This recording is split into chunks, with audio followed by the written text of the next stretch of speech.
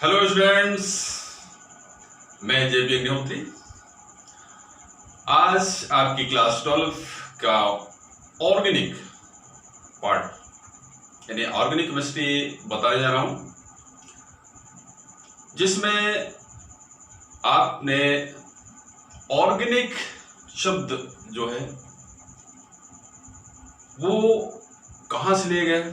आप 11th में पढ़ चुके हैं कि ऑर्गेनिक यानी कार्बनिक रसायन। कार्बन एक ऐसा तत्व है, सब्सटेंस है, जो कि उस सब्सटेंस का प्रमुख एक पार्ट होगा, अवयव होगा। जिस किसी भी पदार्थ में कार्बन उपस्थित है वो कार्बनिक यौगिक कहलाएगा, और कार्बनिक यौगिकों का जो स्टडी हम करते हैं वो कार्बनिक रसायन में आता है।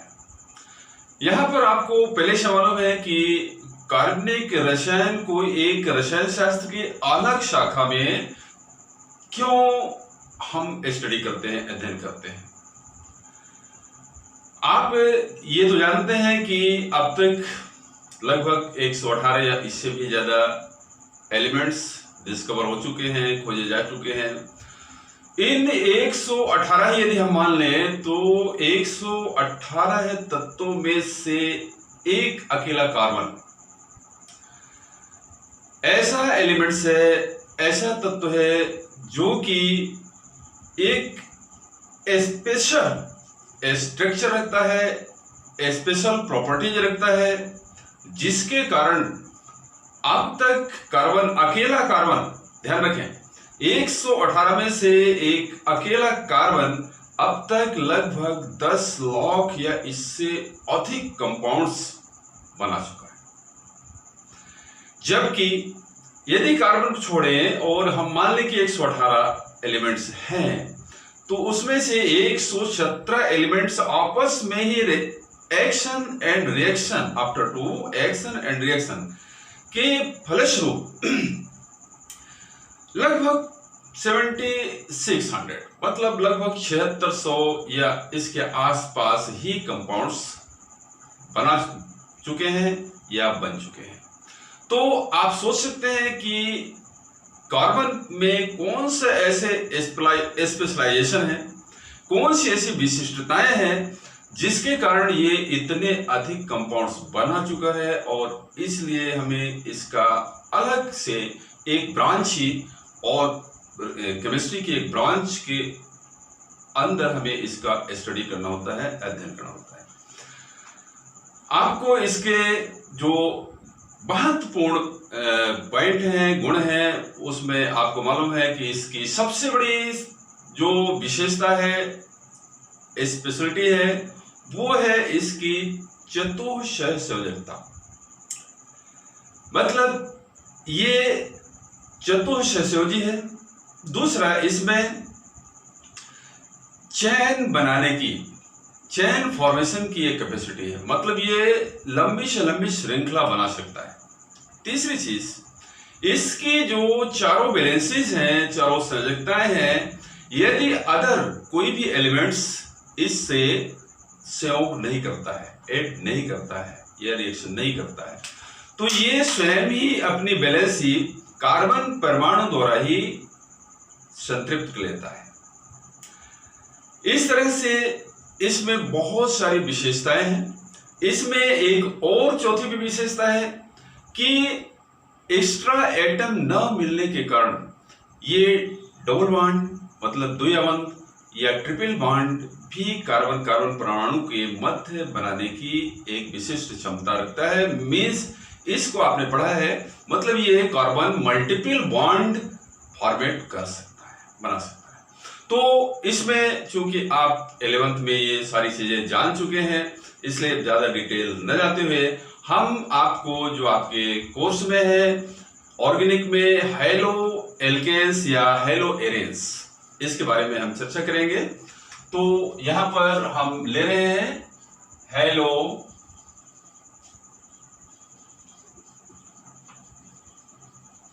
एल्केन।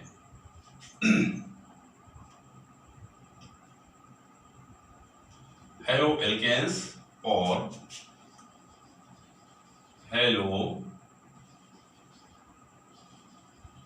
एरेन्स, दो वर्ड। इसमें सबसे पहले हम लेंगे हेलो एल्केन्स।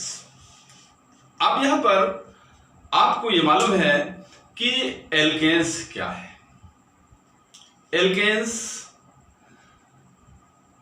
ऐसे हाइड्रोकार्बन हैं, ध्यान रखें, ऐसे हाइड्रोकार्बन हैं जिनमें कार्बन कार्बन एटम के मध्य, यानी कार्बन कार्बन परमाणु के मध्य केवल single bond, only single bond presents होते हैं, एकल आवंत उपस्थित होते हैं, वो हाइड्रोकार्बन एल्केन कहलाते हैं। अब यहां पर आपको ये तो मालूम है कि हाइड्रोकार्बन क्या है। हाइड्रोकार्बन एक पॉइंट यहां पर बनता है, ध्यान रखें, हाइड्रोकार्बन।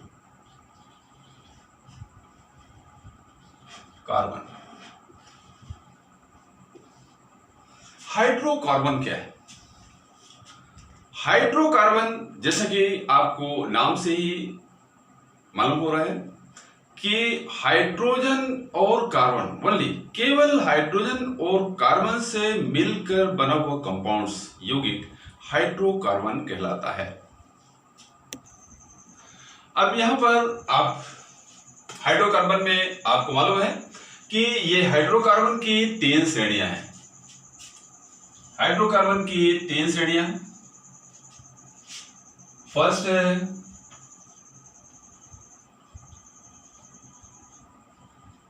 एल्केन, सेकंड है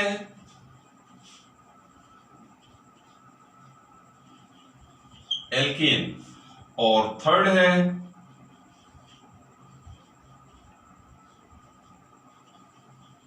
एल्काइन। एल्केन, एल्कीन और एल्काइन, ये 3 श्रेणियां हैं। अब यहां पर एल्केन को आपको मालूम है, क्योंकि अब हमें हेलो एल्केन्स पढ़ना है। हेलो एल्केन, एल्केन में कार्बन कार्बन परमाणु चाहे जितनी भी लंबी से लंबी श्रृंखला क्यों न हो, इसमें केवल सिंगल बॉन्ड, केवल सिंगल बॉन्ड प्रेजेंट्स रहेगा। एल्केन में आपको ध्यान में रखना है कि कोई भी छोटी या बड़ी सीरीज होगी, श्रृंखला होगी, उसमें कम से कम एक डबल बॉन्ड यानी द्विआवंत अवश्य उपस्थित होगा, चाहे वो कितनी भी छोटी या कितनी भी बड़ी श्रृंखला क्यों न हो। ये डबल बॉन्ड है।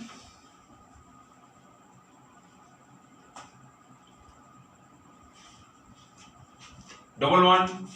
और एल्काइन में आपको मालूम है कि कार्बन श्रृंखला के अंदर चाहे वो जितनी छोटी या बड़ी हो, उसमें कम से कम एक ट्रिपल बॉन्ड यानी त्रिआवंत आवश्यक रूप से उपस्थित होगा, प्रेजेंट होगा। सी सी ट्रिपल बॉन्ड सी, मतलब ये है ट्रिपल बॉन्ड। इनको आप नोट भी कर सकते हैं यदि आपको डाउट हो रहा हो, क्योंकि आप 11th में पढ़े हुए हैं, इसलिए इसको हम थोड़ा स्पीडली भी बता रहे हैं, बट इसको आप नोट कर सकते हैं यदि डाउट हो रहा है। बट हम ऐसा मानते हैं कि ये चीजें आपको मालूम है। अब यहां पर आपको हम लेते हैं एल्केन। एल्केन में निश्चित रूप से ये संतृप्त यानी सैचुरेटेड कंपाउंड्स होते हैं, संतृप्त यौगिक हैं या संतृप्त हाइड्रोकार्बन भी आपको बोल सकते हैं। मीन्स इसमें कहीं भी डबल बॉन्ड या ट्रिपल बॉन्ड उपस्थित नहीं होगा। आपने इनके आईपीसी नामकरण में भी पढ़ा होगा, और इनके 1 कार्बन से लेकर के जितने भी कार्बन होते हैं कार्बन के अनुसार मेथेन, एन सब लग जाता है इसमें सफिक्स के रूप में। तो एक कार्बन वाला मेथेन है, 2 कार्बन वाला ethane, propane, butane, pentane, hexane, heptane, octane, नोनेन, decane वगैरह, ऐसे मतलब अनडेकेन, डोडोकेन वगैरह, आप जितना भी चाहे एन शब्द जुड़ा हुआ होता है। तो यहां पर आपको हम क्लियर करते हैं। जैसे मान लीजिए मेथेन है, मेथेन का फार्मूला आपको मालूम है CH4। यदि इसका आप स्ट्रक्चरल फार्मूला बनाएंगे तो इस कार्बन की जो चतुष्षय संयोजकता है, ये चारों संयोजकताएं H परमाणु द्वारा संतृप्त है। आप यहां पर देख रहे हैं कि इसमें कहीं भी डबल बॉन्डिंग की पोजीशन नहीं बन रही है, चाहे वो मेथेन हो, चाहे एथेन हो, C2H6, इसको भी आप देख लें तो C bond C, carbon carbon के मध्य में एक सिंगल बॉन्ड उपस्थित है और बाकी कार्बन की मतलब एक वैलेंसी कार्बन कार्बन द्वारा संतृप्त हो गई और शेष इसकी जो 3 वैलेंसियां बचती हैं ये सभी हाइड्रोजन के द्वारा संतृप्त हो जाती हैं। यहां भी आप देख रहे हैं कहीं भी डबल या ट्रिपल बॉन्ड मतलब multiple bond is not available in the structure. इन संरचनाओं में कहीं भी आपको मल्टीपल बॉन्ड, डबल या ट्रिपल बॉन्ड दिखाई नहीं देगा, so that it's called alkane. ये एल्केन एन पोजीशन है। अब यहां पर हेलो, हेलो शब्द कैसे उत्पन्न हुआ, कहां से आया, ये आप ध्यान दें। हेलो शब्द कैसे उत्पन्न होता है, आप हेलो समझें।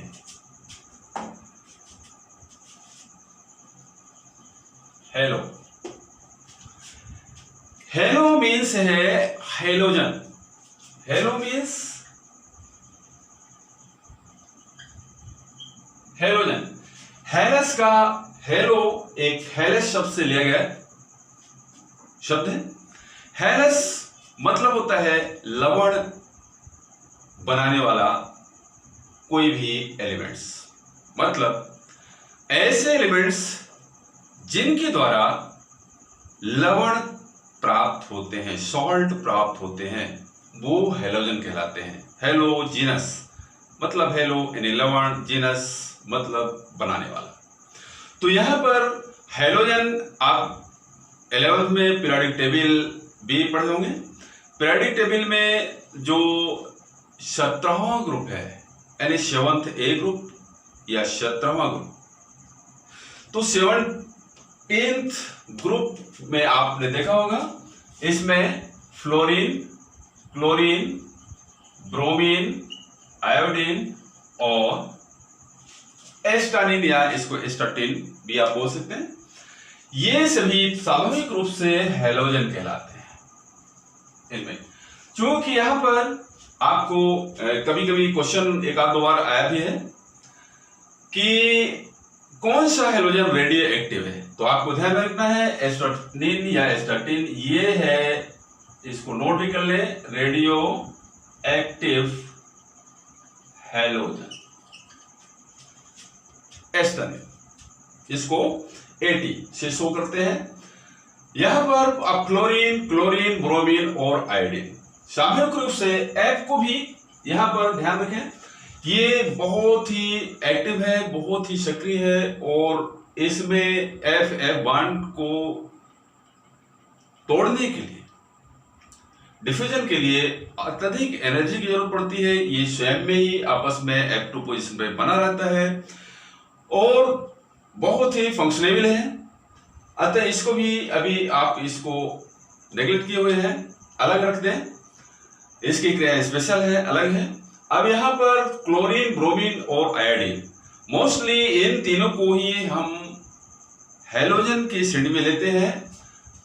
जो रिएक्शन में भाग लेती हैं इसको सामूहिक रूप से X बोलते हैं। X मीन्स Cl, Br और I। अब यहां पर हेलो एल्केन्स किसी भी हेलोजन का एल्केन्स के साथ संयोजन, एडिशन, जुड़ जाना और जुड़कर जो कंपाउंड्स प्राप्त होगा वो हेलो एल्केन्स कहलाएगा। अब यहां पर जैसे मान लीजिए कि ये C2H6 है, यहां पर एक H माइनस हो जाए तो आपको प्राप्त होगा C2H5 बॉन्ड। ये बॉन्ड खाली हो गया, एक H किसी तरह से ये निकल जाए। यदि इसको आप स्ट्रक्चर में देखें तो यहां पर C बॉन्ड C, ये C और ये C है। यहां पर फर्स्ट कार्बन के साथ 3H ये जुड़े हुए 1 2 3, दूसरे के साथ एक मान लीजिए ये H कट गया तो यहां पर 2H उपस्थित है, एक ये बॉन्ड। तो ये बॉन्ड जो दिख रहा है C2H5, ये बॉन्ड यहां पर ये बॉन्ड है। अब इसके साथ X जुड़ जाए, X कोई भी, चाहे Cl जुड़ जाए, Br जुड़ जाए या I जुड़ जाए, तो यहां पर ये हेलो एल्केन कहलाएगा। इसको साधारण नाम, ये तो आपका आईपीसी नाम में हेलो एल्केन्स होगा, लेकिन इसको यदि हम साधारण नाम में इसको जानना चाहें तो इसी को बोलेंगे एल्किल हैलाइड। क्या बोलेंगे? Alkyl halide. ये है एल्किल हैलाइड। अब यहां पर एक चीज आपको फिर से समझना है थोड़ा सा, हालांकि आपको मालूम है लेकिन हम यहां पर फिर से क्लियर कर दें। एल्किल ग्रुप क्या है, ये एल्किल कैसे?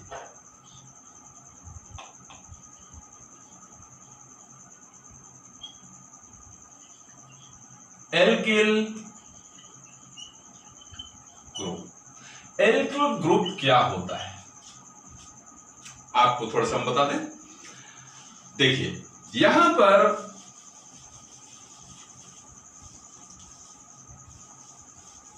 किसी भी एल्केन से, किसी भी एल्केन, कोई भी एल्केन होगा, किसी भी एल्केन से आप इसको नोट भी कर सकते हैं। हम बोल रहे हैं, यदि आप खोले हैं तो आप इसको नोट कर जरूर कर लें। किसी भी एल्केन से किसी भी विधि के द्वारा एक हाइड्रोजन, ध्यान रखना है, एक हाइड्रोजन के निकलने के पश्चात प्राप्त अवशेष या अवशेष भाग एल्किल ग्रुप कहलाता है। इसे R से शो करते हैं, R से, इसे R से शो करते हैं। अब यहां पर देखें, जैसे मान लें कि CH4 ये मेथेन है, यहां पर ये एल्केन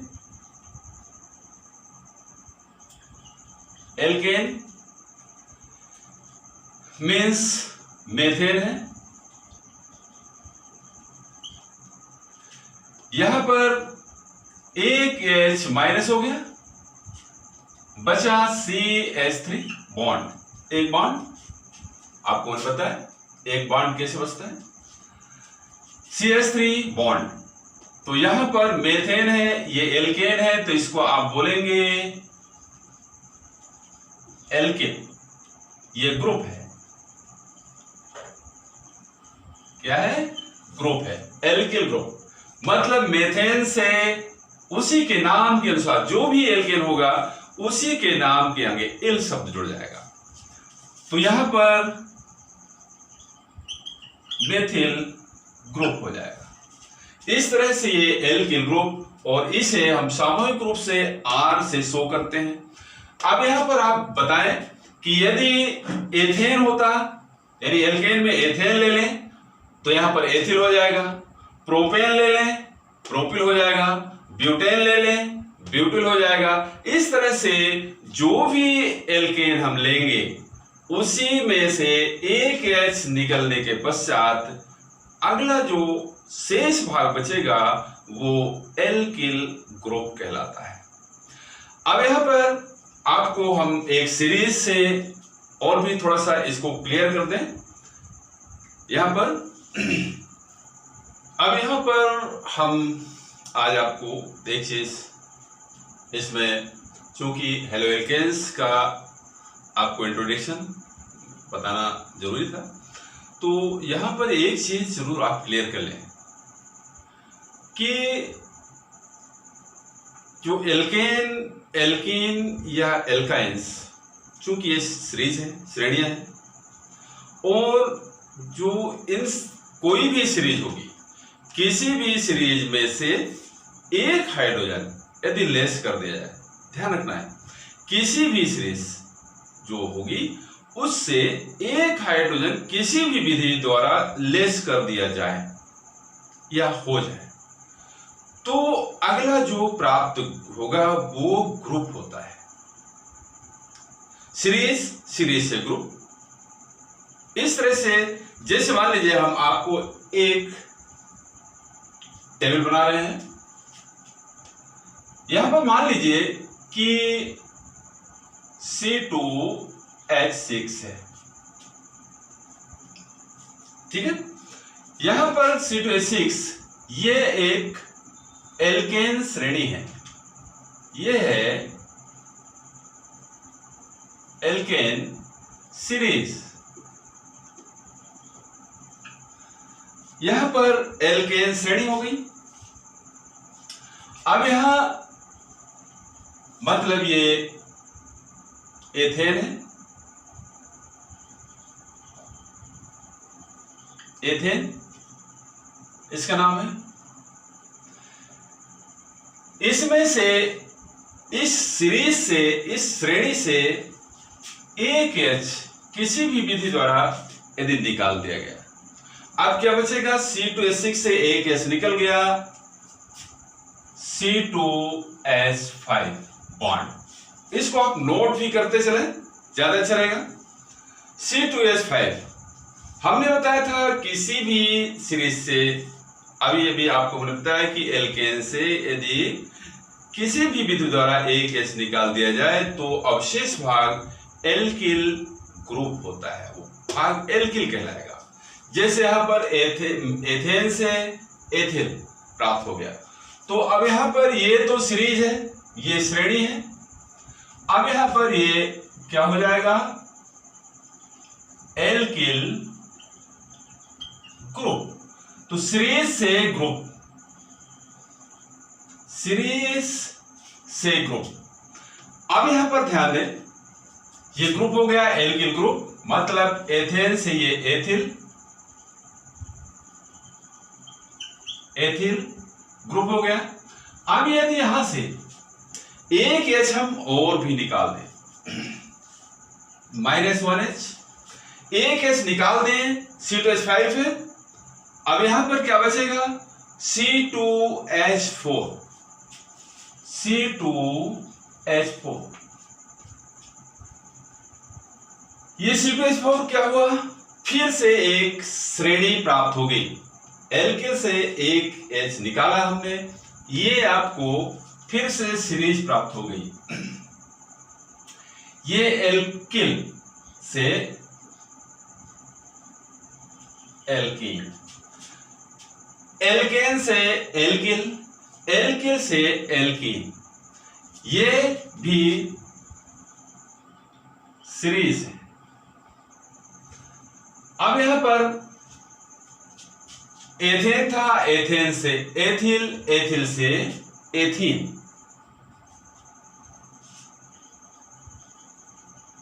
एथीन, ये सीरीज प्राप्त हो गई। कौन सी? एल्कीन सीरीज, एल्केन से एल्कीन सीरीज।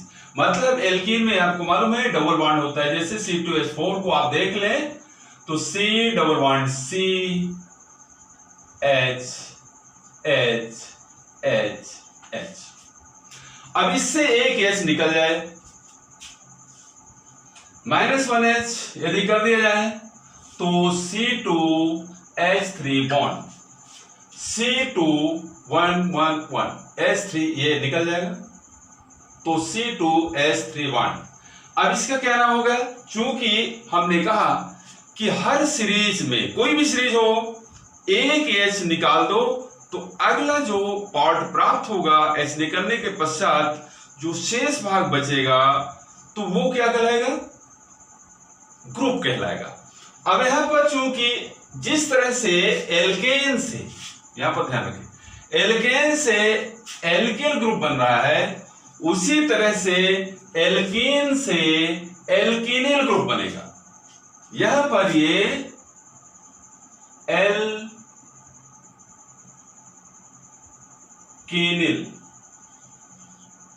ये ग्रुप बनेगा, एल्किनिल ग्रुप बन गया। मतलब इसको यदि हम एथीन बोलेंगे तो इसका नाम क्या हो जाएगा? एथीनिल। क्या हो जाएगा? एथीनिल। अब यहां पर ध्यान दें, यदि इससे भी एक एच निकल जाए किसी भी द्वारा तो क्या बचेगा?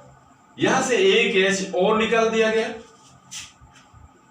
एक पहले निकल गया था, एक अब निकल गया, 2C और 2H, यहां पर 2C और 2H यानी C2H2। इसका स्ट्रक्चर आप देखेंगे C111CH, ट्रिपल बॉन्ड आ गया। मतलब यहां से एथेनिल से एल्केन से एल्किल, एल्किल से एल्कीन, एल्कीन से एल्किनिल, एल्किनिल से एल्काइन, ये आपको प्राप्त हो गया एल्काइन।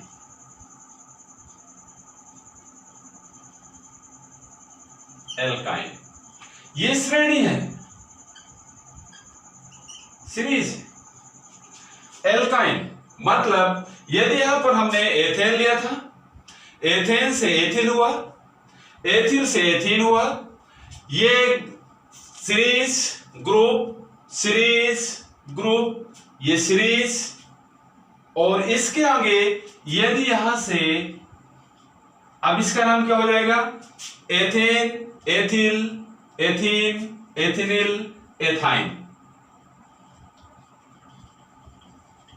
एथाइन, ये सीरीज हो गई क्योंकि एल्काइन सीरीज है। अब इससे भी यदि एक एच आप निकाल दें तो क्या बचता है? C2H bond. यहां पर ध्यान दें, C2 एक H निकाल दिया गया किसी तरह से तो C2H और ये बॉन्ड खाली तो C2H बॉन्ड। अब इसका ये क्या हो जाएगी? ये ग्रुप हो जाएगा, ये ग्रुप। इसका नाम क्या हो जाएगा? यदि ये एल्काइन है, जिस तरह से एल्कीन था तो ये एल्किनिल हो गया, ये एल्काइन है तो इसका नाम एल्काइनिल ग्रुप।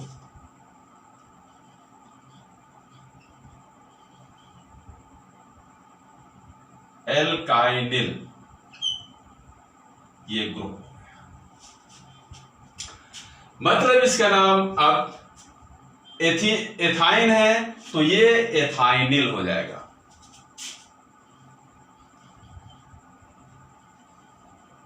एथाइनिल ग्रुप, ये एथाइनिल इसका नाम हो गया, ये ग्रुप है एल्काइनिल और ये एथाइनिल। अब यहां से यदि एक एच निकाल दिया जाए, मान लो, तो मान लीजिए हमने एक एच यहां से रिमूव कर दिया, फिर से माइनस हो गया, तो क्या बचा? C2। मतलब केवल कार्बन बचेगा, हाइड्रो खत्म, यानी हाइड्रोकार्बन होगा ही नहीं, मीन्स हाइड्रोकार्बन केवल यहीं तक रहेगा। इस तरह से यहां पर आपको ये एक सीरीज, ये स्ट्रक्चर, इसको आपको नोट कर लेना है कि अब इनमें कोई भी यदि हैलोजन एटम इनमें से जुड़ जाए, जैसे यहां पर, तो ये क्या हो जाएगा? एल्किल हैलाइड, यहां पर एल्किनिल हैलाइड, यहां पर एल्काइनिल हैलाइड।